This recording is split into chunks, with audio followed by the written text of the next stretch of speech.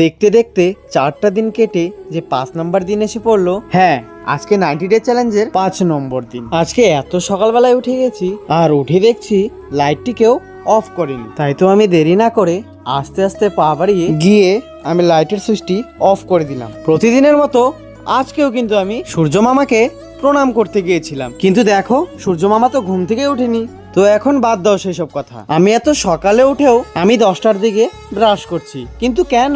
মাঠে গিয়েছিলাম কাজ করার জন্য। কাজ বাজ কমপ্লিট করে এখন আমি আর বোন চলে যাচ্ছি কম্পিউটার ক্লাসে। যদিও এখন আগের মতো ট্রেডিং করা হয় না, কিন্তু বুকে কষ্ট রেখে তার উপরে বালি চাপা দিয়ে তবুও আমি বেঁচে থাকার লড়াইটা আমি চালিয়ে যাচ্ছি। কেননা হার মানলেই তো সব শেষ। আমি যতদিন বেঁচে আছি, হ্যাঁ আমি লড়বো। তো বাদ দাও সেসব কথা।